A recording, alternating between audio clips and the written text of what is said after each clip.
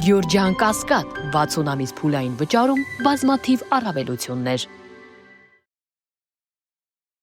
Միջին եւ կենտրոնական Ասիայի երկրներից Եվրոպա եւ հակառակ ուղղությամբ թե երկաթուղային եւ թե ավտոմոբիլային ճանապարհների խաչմերուկում մինչեւ այս պահը Հայաստանը կարծես թե չի նշмарվում։ Վերջին օրերի ընթացքում ինտենսիվ քննարկումներ ու հանդիպումներ տեղի ունեցան Բաքվում։ Ի դեպ ճանապարհային նոր երթուղիների շուրջ Ադրբեջանում ծավալված քննարկումներին Հայաստանից նույնպես ներկայացուցիչ էր մասնակցում։ Ուշագրավն ու ակնառուն այն է, սակայն, որ բոլոր կառուցված եւ նոր կառուցվելիք երթուղիները շրջանցում են Հայաստանը։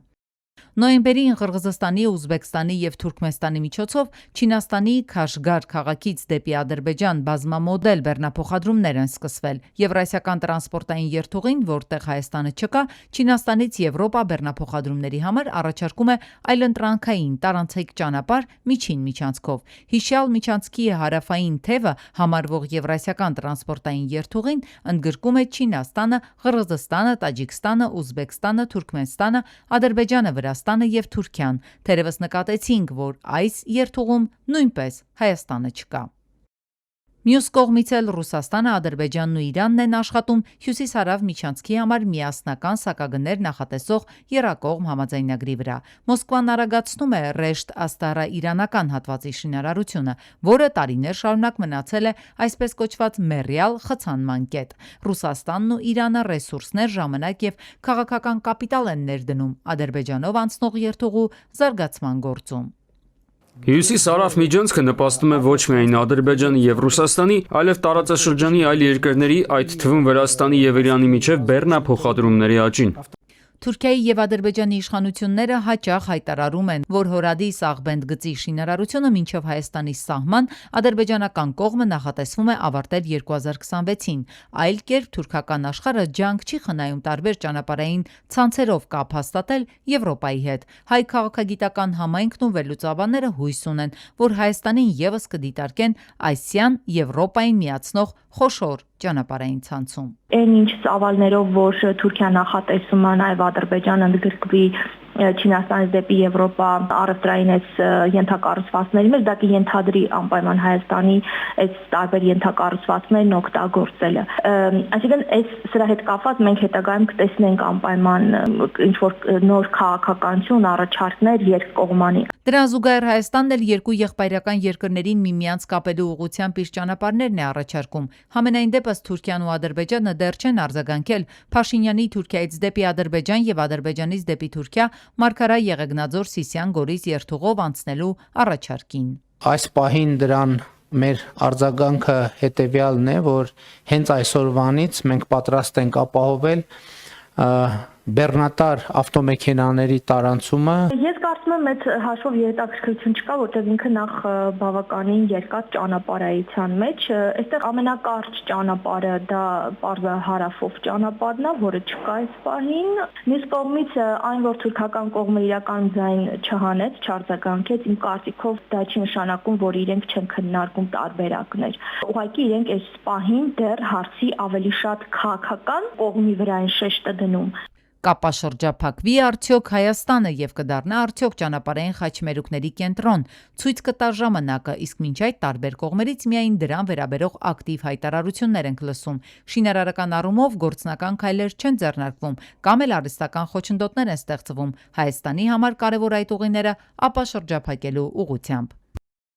Հայ-ադրբեջանական խաղաղության պայմանագրի նախաստորագրումից գրեթե 4 ամիս անց այն վերջնական դարձնելու ժամկետներ չկան, չեն ուրվագծվում։ Հայաստանի փոխարտգործնախարարն է բանաձևել մեծ հույս կա, ապագայում կստորագրվի։ Խաղաղության գործընթացն այս պահին բնականon հունով շարունակվում է եւ մենք մեծ հույս ունենք, որ համաձայնագիրը ապագայում կստորագրվի։ Այս առումով կան նաեւ անընդհատ կոնտակտներ։ Թեկուզեև նախաստորագրյալ պայմանագրի համաձայն Հայաստանն ու Ադրբեջանը պետք է չխառնվեն միմյանց ներքին գործերին, Բաքուն էլ մեկ է շարունակում է Երևանի առջև դրած պայմանն անփոփոխ թողնել։ Նրանց դիտարկման վերջնական փաստաթղթային խաղաղության հասնելու ճանապարհին մնացել է միայն մեկ պատնեշ՝ մեր մայր օրենքը Սահմանադրությունը, որի նախաբանում հղում ենք անում 3-րդ հանրապետության անկախության հռչակագրին, որտեղ էլ ամրագրել ենք Արցախի հետ վերամիավորվելու մեր ազգային նպատակը, եւ Ադրբեջանի նախագահի կաբինետը հենց այս դրույթն է մեկնաբանում իբրև տարածքային պահանջ։ Պարզ ասած, եթե մեր երկրի իշխանությունները իրենց ձևակերպմամբ ոչ թե Ադրբեջանի նախագահի Հաղայի պահանջով այլ երկրի ամենաբարձր իրավական փաստաթղթի նկատմամբ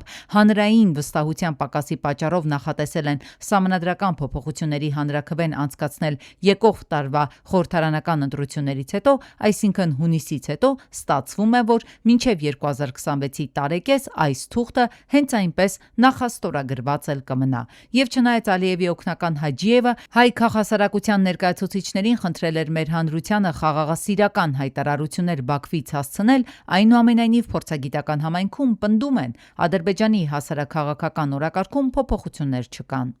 Եթե մենք խոսում ենք երկու պետությունների միջև հարաբերությունները կարգավորելու գործընթացի մասին, ապա նման հայտարարություններ հենց պետք է ղեկավարության կողմից հնչեն, բայց իրականում մենք ինչ ենք տեսնում, որ ղեկավարության կողմից Ադրբեջանի հնչում են բոլորովին հակառակ հայտարարություններ։ Օգոստոսի 8-ի հայ-ադրբեջանական Ամերիկայի գագաթնաժողովից հետո խաղաղության գործընթացի հնարավոր առաջընթացի համար խոչընդոտներ հենց Բաքուն է ստեղծել, ասում է միջազգայնագետը, եւ նրա համոզմամբ այստեղ պատահականություններ չկան, պնդում է, իրենք էլ են սպասում Հայաստանի եկող տարվա համապետական ընտրությունների արդյունքներին։ Այստեղ բավականին հետաքրքիր է, որ այս պաուզային զուգահեռ մենք տեսնում ենք այցեր Ղազախստան։ Կարծում եմ, այստեղ Ղազախստանի երկու կողմերը դիտարկում են որպես միջնորդ մեր տարածաշրջանում, կարող է ինչ որ ազդեցություն ունենալ, դրական ազդեցության մասին է խոսքը գնում, այս գործընթացը ակտիվացնելու հարցում Ղազախստանը ունի իր հետաքրքրությունը դրանում, դա տրանզիտի հարցն է, լոգիստիկայի հարցն է, տնտեսական իր ազդեցությունը ուժեղացնելու հարցն է։ Ինչ վերաբերում է հայ-ադրբեջանական խաղաղության գլխավոր ճանապարհին, թրիփին, Թրամփի միջազգային խաղաղության ու բարգավաճման երթուղուն, ապա Երևանում էական նորություններ չկան, իսկ Բաքուն միևնույն ժամանակ շարունակում է նահանգների նախագահի անունը շրջանցել, այն անվանել այսպես կոչված Զանգեզուրի միջանցք, չնայած Հայաստանից հազար են ասել, մեր երկրում արտատարածքային միջանցքներ չեն եղել, չկան եւ չեն լինի։ Ադրբեջանի տարածքով ներկրված ցորենի ֆոնին մեր երկրում նվազել են ցորենի ցանկատարածությունները 2024-ին հասնելով ամենացածր ցուցանիշին։ Վիճակագրական կոմիտեի տվյալներն են փաստում։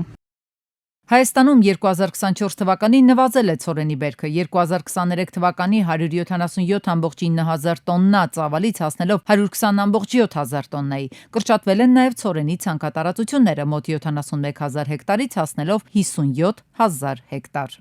Ցորենի ցանկատարածությունները նվազել են մարզերի մեծ մասում, բայց առավել ակնառու է Տավուշի, Սյունիքի, Շիրակի եւ Լոռու մարզերում։ Մասնագիտական վերլուծություններն էլ ցույց են տալիս, որ այսպիսի իրավիճակի պատճառը միայն երաշտը ու եղանակային պայմանները չեն, նաեւ մարդկային գործոնն է դեր խաղացել, որ ցորենի ցանկատարածությունները, հետեւաբար նաեւ բերքը նվազել են հանրապետության տարածքում։ Մասնավորապես փոխվել են գյուղատնտեսական վարկերի պայմանները, ըստ այդմ փոխվել է նաեւ մարդկանց շահագրգռվածությունը ցորենի ցանքերի հետ կապված։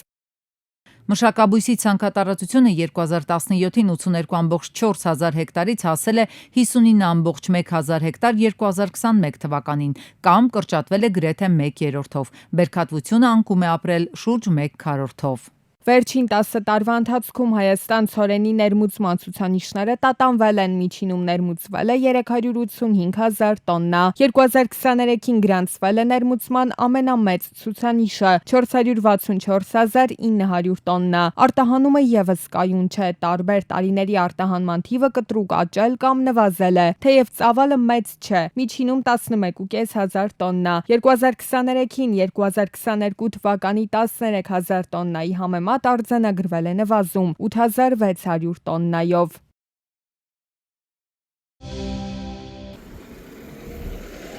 Նոյեմբերի 30-ին Դդմաշեն գյուղի առաջին փողոցում ՎԱԶ-2107-ը բախվել է թույլատրելի հատվածում կայանված լադային եւ գազ 53-ին։ ՎԱԶ-2107-ի վարորդն ու ուղևորը վնասվածքներով տեղափոխվել են Սևան բժշկական կենտրոն։ Ժամանել են ոստիկանության բարեկային ծառայության Գեղարքունիքի մարզի գումարտակի առաջին վաշտի պարեկները։ ՎԱԶ-2107-ի վարորդը եղել է անչափահաս։ Բժիշկները վիրավորին մինչև հիվանդանոց տեղափոխելը տեղում անհրաժեշտ բուժօգնություն են ցուցաբերել իմ տեղեկություններով վարորդը 07-ի եւ ուղևորը անչափահասներ են։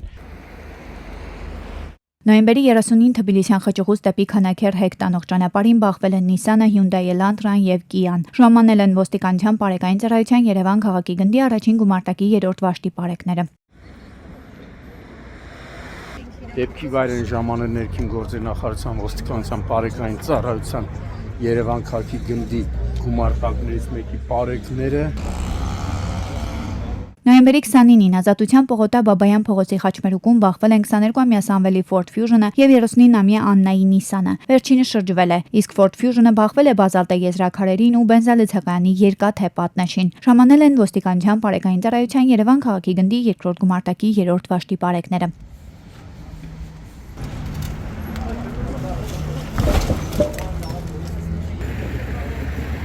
Նոյեմբերի 29-ին 64-ամյա Արմենը ավազով բարձված բեռնատարով Երևան երազ ճանապարհին բախվել է բաժանարար գոտում տեղադրված երկաթե պատնեշին կողաշրջվել։ Օպերատիվորեն ժամանել են ոստիկանության բարեկային ծառայության Արարատի մարզի գումարտակի առաջին վաշտի երկրորդ դասակի բարեկները։ Վարորդը եղել է սթափ։